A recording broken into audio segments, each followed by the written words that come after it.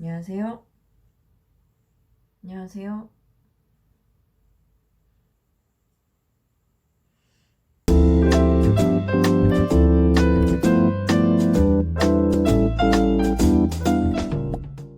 네, 여러분 안녕하세요. 치과임상 채널의 김태현 치과의생사입니다. 오늘 준비한 영상은 실습생과 1년차를 위한 말하기 연습법이에요. 며칠 전에 국가고시가 끝났죠. 이제 치의생과 졸업한 학생들은 치과의생사가 될 준비를 하고 있을 거고요. 이제 1, 2학년들은 이맘때쯤이면 많은 학생들이 실습을 시작했을 것 같아요.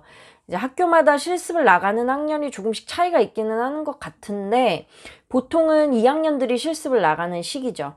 먼저 국가고시를 본 졸업반 학생 여러분은 너무 고생 많으셨고요. 이제 좋은 결과 있을 테니까 너무 걱정하지 마시고 이제 1년차로 취업 준비를 하셔야겠죠. 우리 1년차 치과위생사 선생님들도 그렇고 실습을 나가는 학생 여러분들도 그렇고 이게 정말로 치과로 출근해야 한다는 게 엄청 떨리고 부담스러우실 거예요. 저도 그랬거든요. 저는 2학년 2학기 겨울방학의 첫 실습 시작이었는데 정말 그때 얼마나 떨었는지 몰라요. 이제 전날 잠도 못 잤던 것 같은데 특히 겨울 실습은 대학병원으로 가는 경우에는 집에서 새벽에 나와야 하는 경우도 되게 많으실 거예요. 해가 뜨기 전에 출근하고 이제 해가 지면 퇴근하실 건데요. 실습 가서 하루 종일 서 있는 것 자체도 되게 힘드실 거예요. 차라리 이제 뭐라도 시켜줬으면 좋겠는데 거의 이제 보는 게 전부죠. 아무래도 학생이다 보니까 치과 입장에서도 무언가를 시키기에는 조금 부담스러울 거예요. 그래도 항상 긴장하고 용모는 단정하게 다리 아프더라도 조금만 힘내시고 하나라도 더 보시면 나중에 분명 많은 도움이 될 거예요. 자, 이제 예비 1년차 선생님들 같은 경우에는 이제 조금만 있으면 진짜 졸업을 할 거고 국가 면허증이 나오는데 치과에 나가서 바로 할 수 있는 일이 사실 많이 없어요. 그죠?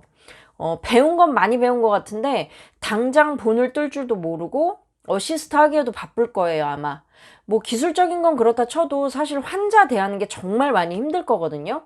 이제 사람 대하는 걸 진짜 아예 타고나서 잘하는 선생님들 같은 경우에는 이제 뭐 기술에만 신경을 쓰면 되겠지만 그런 선생님들은 많지 않고 보통은 그게 잘 안 되는 선생님들이 많은데 그게 잘 안 되는 선생님들은 환자에게 말을 거는 것도 쑥스럽고 안 그래도 어려운데 어떤 이야기를 해야 될지도 잘 모를 거예요. 그래서 제가 10년 넘게 치과에서 일을 했으니까 우리 전연차 선생님들이 말하는 것에 대해서 조금 두려움을 내려놓으셨으면 좋겠어서 그 말하는 멘트들을 조금씩 정리해서 이제 유튜브 영상으로 올려볼까 해요. 뭐 이건 번번이 영상으로 길게 만들면 좀 지루하실 것 같아서 오늘은 일단 영상으로 이렇게 설명을 드리고요. 앞으로 이 파트는 쇼츠 영상으로 제작을 해서 올려볼까 해요. 아무래도 이 말하는 것도 연습을 해봐야 실제 환자와 대화하는 것도 쉬워지실 거예요. 환자한테 말하는 것 자체가 부담이 되기 때문에 어떨 때 어떤 이야기를 하는 게 좋을지 그리고 어떤 내용을 알아두면 좋을지 이 머리가 복잡할 거란 말이에요. 그리고 기본적으로 교과서 내용이 입 밖으로 정리가 돼서 나오질 않아요. 1년차 때는. 그렇다고 우리가 막 이상한 이야기를 하면서 환자를 안내하거나 치료에 대해서 설명을 하면 안 되잖아요. 그런데 이게 딱히 연습할 때도 없다 보니까 뭐 배운 거기도 하고 이제 말을 하면서 연습도 할 겸 이제 눈 딱 감고 직접 환자한테 말을 하자니 다른 선생님이 듣고 틀렸다고 할 것 같기도 하고 이제 또 그러면서 눈치도 보이고 할 거예요. 그렇다고 눈치 보면서 연습 안 하지 마시고요. 말은 자꾸 해봐야 늘거든요. 그래서 제가 주로 환자분들에게 하는 멘트를 보시고 혼자서도 연습을 해보시면 좋을 것 같아요. 자, 그럼 오늘 준비한 첫 번째 영상은요. 대기실에서 진료실로 환자를 안내하는 영상부터 준비를 해봤어요. 제가 늘 말씀드리지만 제가 알려드리는 건 모든 치과에서 똑같이 하는 건 아니에요. 다만 기초를 다지거나 흐름을 이해하고 멘트를 이해하는 데 도움이 될 수 있도록 하는 게 목적이고요. 특히 이런 멘트 같은 경우에는 각 치과에 맞는 멘트가 있을 수 있을 테니까요. 응용이나 변형은 꼭 치과에 맞게 해보셔야 됩니다. 자, 우리가 환자를 진료실로 안내할 때 단순해 보이지만 환자들이 접수 순서가 있고 바쁜 치과의 경우에는 앞뒤 순서를 잘 따져서 진료실로 안내를 해야 돼요. 이게 그렇지 않으면 문제가 생길 수가 있거든요. 그래서 보통 치과에서는 데스크에 계시는 실장님들이 순서를 이렇게 보고 환자를 진료실로 안내를 한다거나 진료실 내에서는 약간 이렇게 연차가 있는 선생님들이 접수 순서를 보고 진료실로 환자를 안내를 하죠. 그러다가 이런 선생님들이 바쁜 경우나 치과 진료 흐름상 단순히 환자를 안내만 해도 되는 경우에는 선배 치과 위생사 선생님들이 이제 전연차 선생님들이나 실습생을 불러서 환자를 안내하도록 하는 경우도 있어요. 사실 처음 환자 이름을 부르는 것도 되게 쑥스러워요. 그리고 이게 어쩌다 가끔이다 보니까 멘트도 자꾸 까먹고 그래요. 그렇다고 환자 앞에 가서 버벅거리면 안 되겠죠. 이제 처음 일을 하는 티가 나는 건 그렇게 유쾌한 일은 아니에요. 치과 입장에서도 그렇고요. 그래서 이렇게 연습을 하는 게 중요하고요. 연습을 안 하면 환자도 오해를 할 수 있으니까 항상 대비를 좀 철저히 하시는 게 좋습니다. 아무래도 사람을 대하는 일이다 보니까요. 이제 진료실에서 선생님한테 김태현 환자를 안내하라고 오더를 받았다고 해볼게요. 자, 그럼 우리는 대기실로 나가서 김태현 환자를 불러와야겠죠. 이게 지금 들어도 아시겠지만 저는 약간 목소리가 두껍고 말투가 좀 딱딱한 편이에요. 이것 때문에 원장님들한테 이야기도 되게 많이 듣고 그랬었는데 어쨌든 도레미파솔 할 때 보통 솔 톤으로 이야기하는 게 좋다고는 이야기하는데 이건 치과마다 당연히 다르긴 하겠지만 한 가지 확실한 건요. 우리가 환자를 처음 대기실에서 진료실로 안내를 하는데 짜증난 목소리라던가 짜증난 말투 혹은 막 이렇게 인상을 쓰면서 누구누구님 이렇게 부르면 안 되겠죠. 말은 님인데 막 인상을 쓰고 그러면 안 돼요. 그러니까 내가 낼 수 있는 목소리에서 최대한 부드러운 목소리로 말씀해 주시고요. 표정도 약간 부드러운 표정을 짓는 게 좋아요. 이게 마스크로 이렇게 얼굴이 가려져 있다고 해도 이게 눈은 마음의 창이라고 하잖아요. 그러니까 눈빛으로도 환자가 기분이 나쁠 수 있으니까 항상 눈빛도 약간 부드럽게 한다는 느낌으로 대해주시면 좋습니다. 자, 이제 대기실로 나가시면 사실 김태현 님이 누군지 잘 몰라요. 대기실에 한 명만 딱 앉아있으면 그분한테 다가가서 그냥 바로 불러오면 되는데 여러 명이 앉아있는 경우에는 누가 누군지를 모르거든요. 그렇기 때문에 저 같은 경우에는 김태현 님 하고 이름을 먼저 불러요. 그래야 누군지 알 수 있겠죠. 그 다음에 누군지 확인이 되면 그 다음에 안녕하세요 하고 인사를 건넵니다. 이 순서로 하면 누군지 먼저 얼굴 확인하고 인사를 할 수 있겠죠.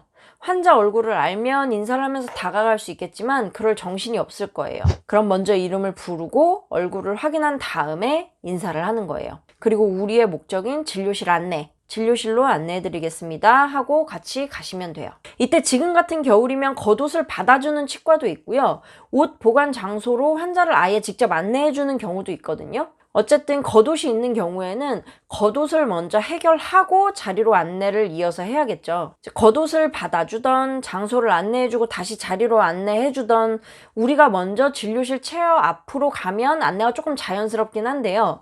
성격이 조금 급하신 분들은 먼저 진료실로 들어가시기도 해요. 이제 여기서 중요한 멘트가 하나 있습니다.